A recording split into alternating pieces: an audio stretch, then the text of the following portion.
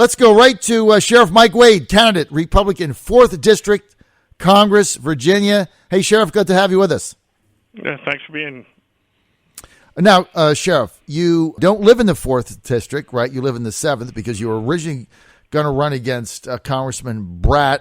They went to a convention. You decided to run in the 4th. You don't live in the district, but Randy's running in the 2nd. He doesn't live in the district, so nobody's running in any district that they live in.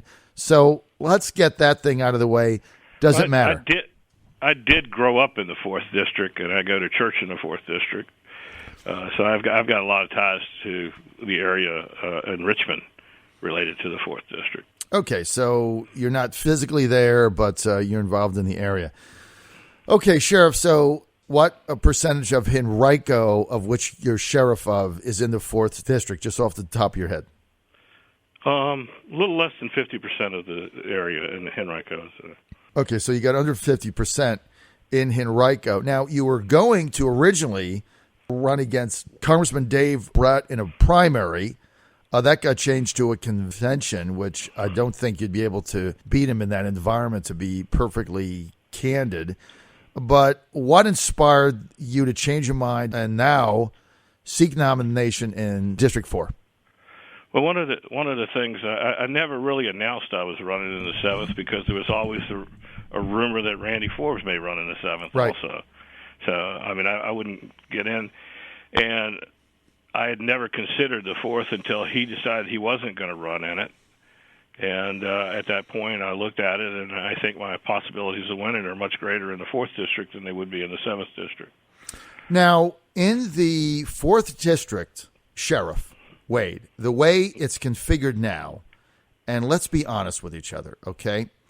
The Randy Forbes campaign narrative goes something like this. I'm running in the 2nd because District 4 is quote-unquote not winnable, right? If you listen to any of their people, they all say the same thing. It's not winnable.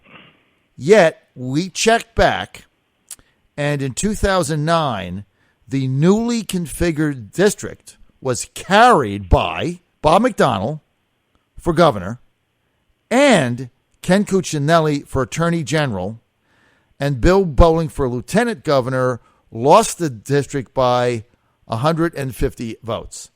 Now, that was 2009. This is 2016. That was a long time ago, but it was the same configuration. Obviously, you're in that race because you think you can win, right? I do. Why? Well, I've always gotten a lot of support in the eastern part of Henrico because of the things that I've done in the jail. I'm well known for my substance abuse treatment programs and trying to help people, and I think that will resonate among the public. So, obviously, you're going to be running against one of 3 Democrat candidates, Ella Ward from Chesapeake, Elliot Faust from, I think, Suffolk, or the favorite, overwhelming favorite who's going to announce today, Democrat Don McEachin, state senator. McEachin has a powerful base in Richmond, expected to do very well in Petersburg.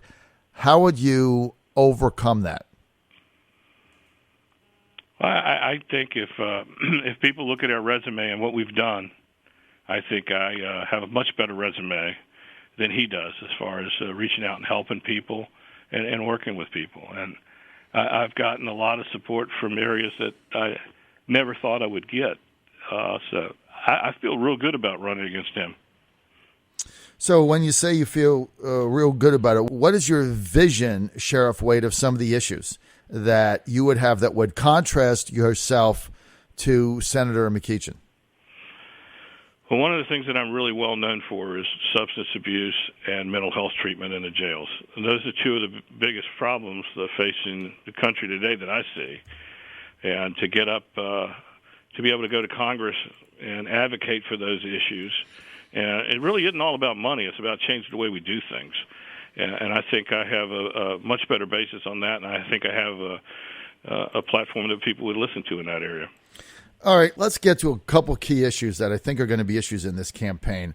Let's get to one of the biggest ones that's finally getting traction nationally, both with Sanders and Trump, trade, and specifically TPP. If you get the Congress, you, McEachin, Ella Ward, whoever the candidate is, most likely you're going to be voting on the Trans-Pacific Trade Partnership bill. How do you stand on that, and why?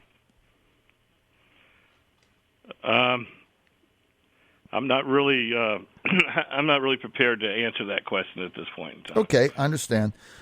If there's one key issue, Sheriff, that is driving your candidacy that you'd want to get done in Washington that's not being done now, what would it be?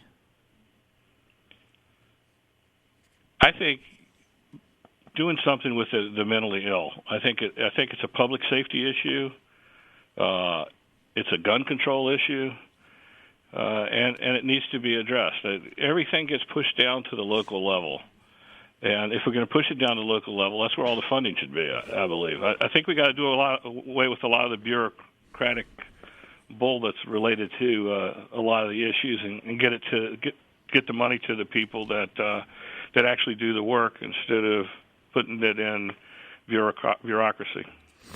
Let's get to the international scene, ISIS. What would be your position there? And do you think we need to get rid of Assad, or could you as a congressman live with a situation where President Assad stays? Well, I think we need to look at our intelligence space, and I would really look at what recommendations that they give in that particular area at the time. And so today, Russian President Vladimir Putin pulled out of Syria in kind of a surprise move. It caught the State Department they were kind of shocked, taken aback by it. Putin basically saying, he's given Assad the support he needs, but it's also a blow because technically they were fighting ISIS. You take the Russians out, that leaves us. If a president, whomever, went to Congress with a AUMF, Sheriff Wade, with an authorization for war to send, let's say, 50,000 troops into the Middle East to fight ISIS, and if Trump becomes a nominee, he says he's going to go to Congress with that. Is that something you would be favorable to or not, and why? It's something I would want to look at to know about the plan that they had of action to do it. If it was something that was doable on the short term, I believe I would support it. If it's something that is just a shot in the dark, absolutely not. If you get to the domestic front, $20 trillion in debt, a lot of people run for Congress on the Republican side, Sheriff, and they say, send me there, and my number one enemy is going to be the debt. I'm going to get the debt down. Then they go in and they vote for Cromnibus and they vote for Omnibus, and the national debt keeps going up. If you were in Congress, what would be your approach to reducing the debt? Well, I come from a very well-managed county in Henrico. And if you look at the way they do things here, the people that run the agencies are responsible for cutting the funding and reducing the workforce, and it's been very successful. I mean, we've got to reach out down into it and cut a lot of the waste that's in government. And I think it should be up to the individual agencies to come before Congress and present how they're going to do cuts and how they're going to save money, and not just talk it, but come up with some examples of how you can do it. I think there's way too much government, and coming from a local government, things just get pushed down to us to perform, and nothing gets done on the upper levels. One of the things that I really think needs to be done is to identify in the United States what level of government is responsible for what service. I mean, we have it in all three levels, and two of them are providing regulations, and one level is actually doing the function. So, what can we do away with? And I think there's a tremendous lot of waste in bureaucracy that could be done away with. Sheriff, I've got about a half a minute. Give your final statement. Why should people come out on June 14th and vote for Mike Wade? Well, for the last 42 years, I've worked in the public service. I started right out of high school, so I've grown up in government. I've seen where the waste in government is. And, I went into the job as sheriff, never have been in a jail before I was elected. And I took the time to learn about it. And a lot of the policies and procedures that we have in the jail and the programs that we have in the jail are examples for across the country on things we do. And I think I take that same spirit to Congress and look at ways to do things differently. We can't do things just because that's the way we've always done it. And that's how I've served as sheriff, and that's how I would serve in Congress, thinking outside the box and looking for solutions. All right, think outside the box. That's the thing to do. Do you have a website or anything set up for it should be people to check up it out? in the next day or two. All right, we'll be looking for that. We want to thank Sheriff Mike Wade for being with us. He's a Republican candidate for Congress in the 4th District. He's expected to get primary opposition. That'll be settled in a June 14th open primary. Hey, Sheriff, thanks for being with us. Thank you. This is the John Fredericks Radio Network.